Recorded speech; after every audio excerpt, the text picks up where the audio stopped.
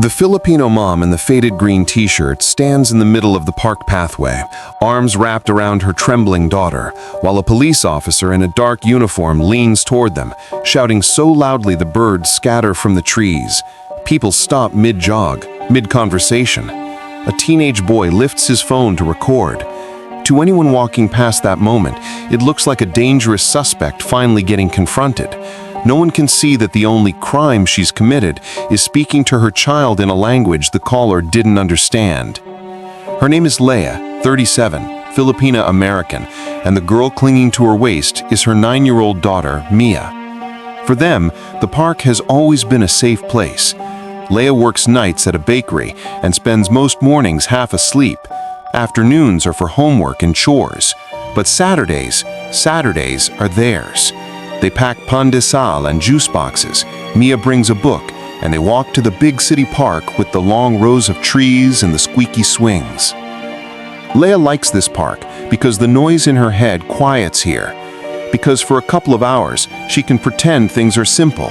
She doesn't think about rent, or the second job she might need, or the empty side of the bed that still surprises her sometimes. She just watches Mia run, hair flying behind her, and hears her husband's voice in her memory. "Look at that kid! She's gonna outrun the world!"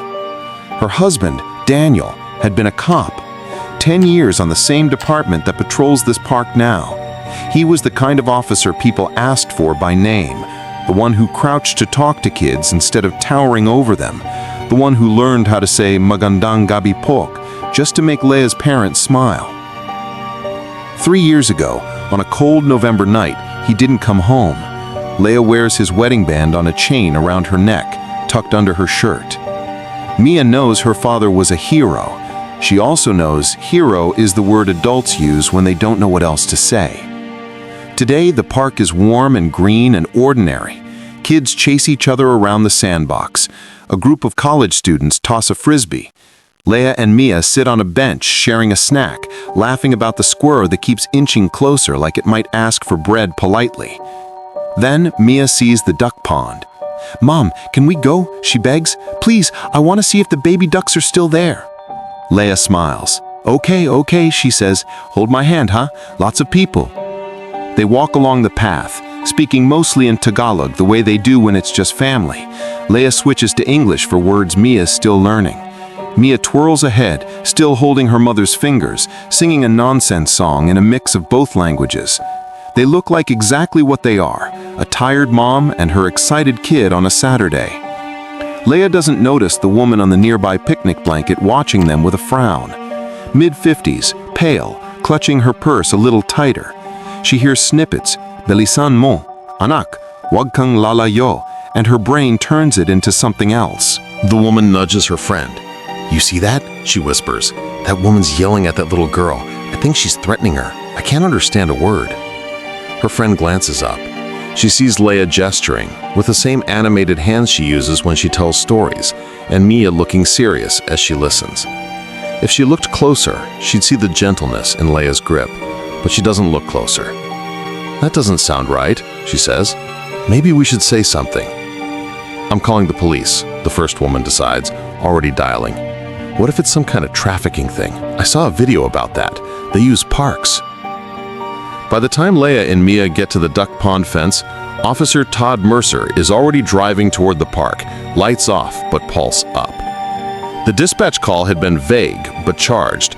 Possible child in danger, adult female yelling in foreign language, child looks scared, unknown relationship.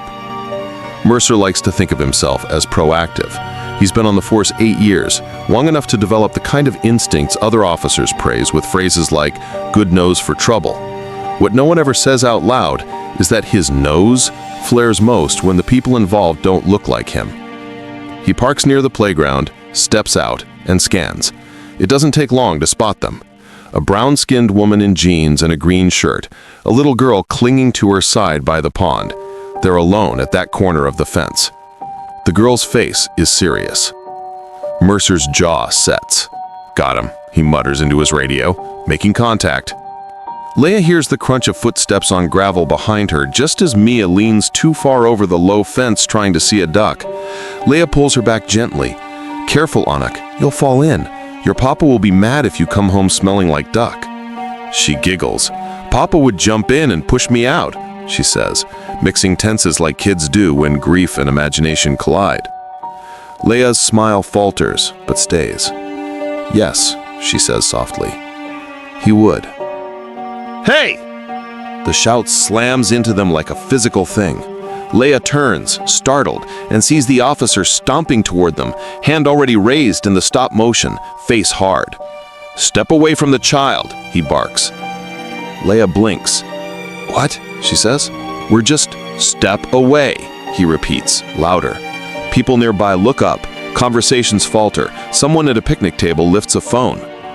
Mia's hand tightens painfully on her mother's shirt. "Mama," she whispers. Leia's heart kicks. She instinctively pulls Mia closer instead of pushing her away. "What is wrong, officer?" she asks, trying to keep her voice level. Her accent thickens the way it always does when she's nervous. Before we continue the story, let me know what country you're watching from. Hit the like button if you love this story, and please subscribe if you are new to my channel. Let's continue. Mercer sees the movement, child drawn in, foreign words spilling out, and his brain confirms its own story. He takes it as defiance. "Ma'am, I'm not going to tell you again," he snaps, closing the distance. He's close enough now that Leia can see the lines bracketing his mouth, the fury in his eyes. "Take your hands off the girl and step back." Leia's stomach drops. "This is my daughter," she says. "You're scaring her." "I'll worry about what scares her," he shoots back. "You don't get to talk to a kid like that in my park." "In your—" Leia starts, then stops. This isn't the time to argue semantics. "I wasn't yelling," she says instead. "I was speaking Tagalog. We are just talking." Mercer's lips twist. "Well, out here we speak English, so everyone can understand what's going on." Mia peeks around her mother's arm, eyes wide, lip trembling. "We weren't doing anything wrong," she whispers, mostly to herself, but the officer hears. "I've got a call that says otherwise," Mercer says. "Lady over there says you were screaming at this kid. She looked scared, tried to pull away." Leia glances over. The picnic woman is watching, arms crossed, expression righteous and nervous. Leia recognizes the look. She's seen it at grocery stores, on trains, and waiting rooms. "I don't know what you're saying, so I'm going to assume the worst." "I was telling her not to lean over the fence so she doesn't fall. I would never hurt my child." "You can say that all you want. I still need to make sure she's safe." He crouches slightly to Mia's eye level, but his voice doesn't soften. "Sweetie, do you know this woman? Is she your mom?" Mia freezes, overwhelmed. A grown man in uniform is yelling at them. Her mom is stiff as a board. Strangers are staring. Her throat closes. The best she can manage is a tiny nod. Mercer doesn't see it. He's already decided this child is too scared to talk. He straightens and snaps his fingers at Leia. "ID," he says, "now. You got anything with your name on it, or are you one of those people who forgot?" Leia feels heat rise behind her eyes. "Don't snap at me like a dog," she says quietly. She shifts Mia to the other side, so her body is between the girl and the officer. "My wallet is in my bag on the bench. We can walk there and you can look. But please stop shouting. She's shaking." Mercer throws up his hands, voice booming across the path. "I'll shout as much as I need to until I figure out what's going on. You don't tell me how to do my job. I got a report about a child in danger, and I see a woman dragging her around speaking some nonsense language." "It's not nonsense," Mia blurts, surprising herself. "It's Filipino. It's my mama's language." Leia feels a flash of pride through the fear. Mercer doesn't. "Oh, so you do understand me then. Good. You want to go somewhere safe and talk to another officer away from her?" Mia recoils like he's offered to pull out her teeth. She buries her face in Leia's side. "No," she says, voice muffled. "I want my mom. I want to go home." Leia wraps both arms around her. "We're going home," she says, more to reassure her than to inform the officer. Then she looks back at Mercer. Something inside her, something that has put up with 1,000 small slights, finally snaps. "Stop treating me like I'm kidnapping my own child," she says, voice shaking but firm. "You're embarrassing us in front of everyone." Behind Mercer, a young man with a beanie and earbuds half out now is filming openly. "It already went viral in my head," he mutters. Mercer bristles. "You want to be embarrassed? Keep arguing. We can do this at the station while social services talks to your daughter." The threat hits Leah like a punch. "You can't just take her," she says. "On what grounds?" "On the grounds that something doesn't smell right," he shoots back. "That's enough for a welfare check. Now, last warning, I need your ID and your full name."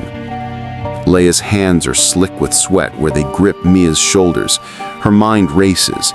She hears Daniel's voice from years ago when they first moved into this neighborhood. "If you ever get stopped, just cooperate. Don't give them a reason to escalate. And if you feel unsafe, you tell them my name." She's never used that last part. She always thought it sounded dramatic, like something from a movie. But right now, with a cop threatening to take her daughter and strangers whispering, she feels very small and very alone. "My wallet is in my bag on the bench. We can walk there and you can look.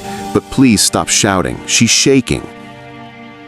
"My name is Leah." "Last name," Mercer snaps, "from our report." She hesitates, then says it. "Santos," she says. "Leah Santos." The silence that follows is instant and heavy. Behind Mercer, one of the older bystanders, a man with gray at his temples, sucks in a breath. "Wait," he says, "like Officer Santos from the memorial downtown?" Leah's jaw tightens. "Yes," she says quietly, "he was my husband."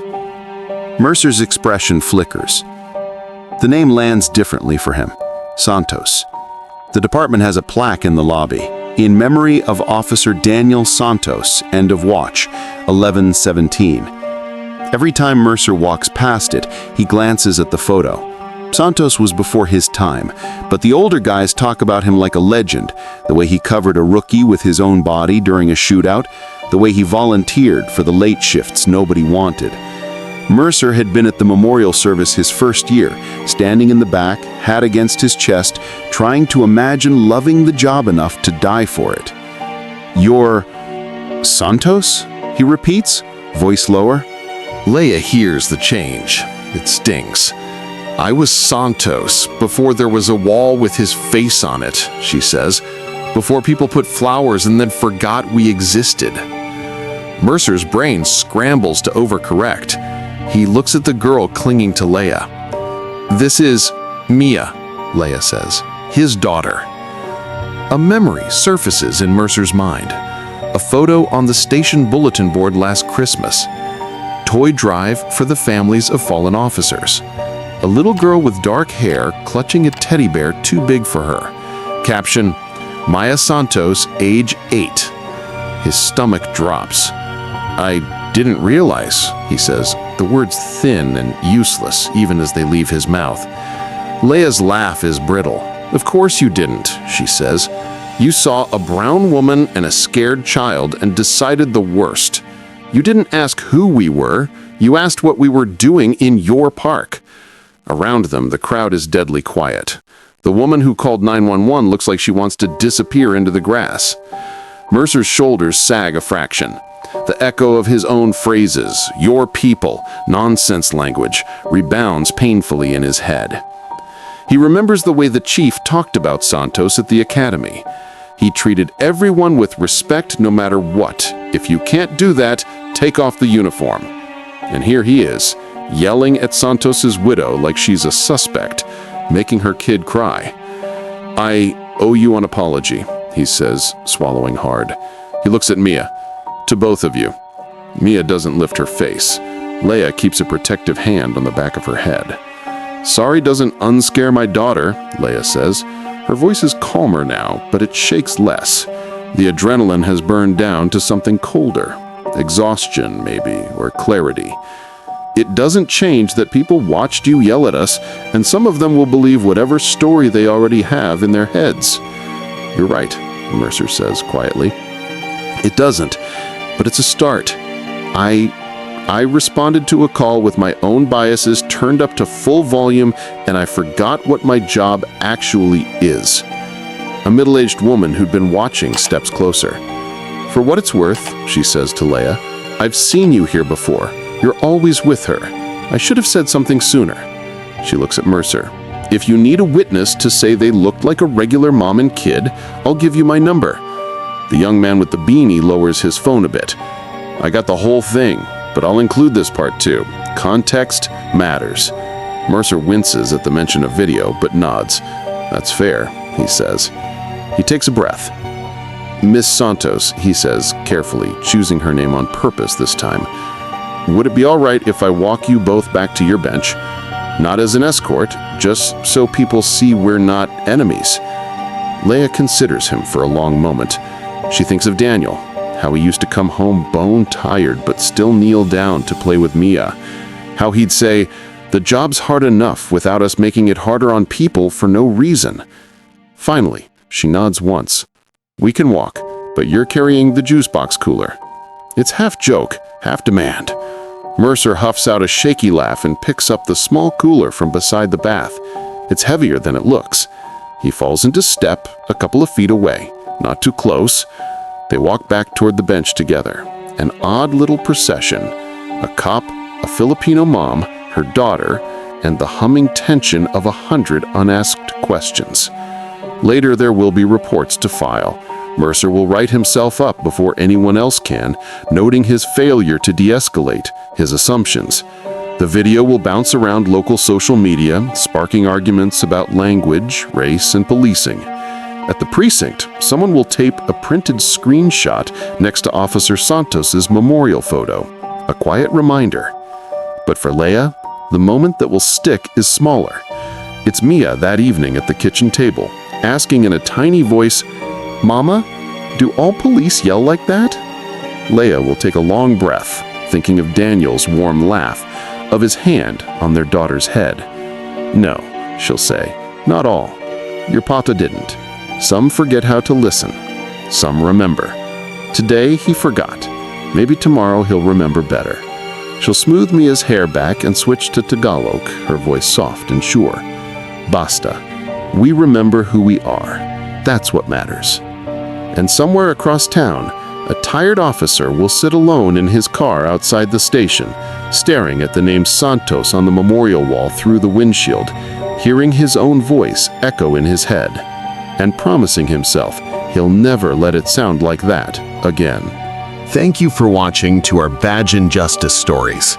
If you want to watch more stories like this, click the videos above. See you again tomorrow.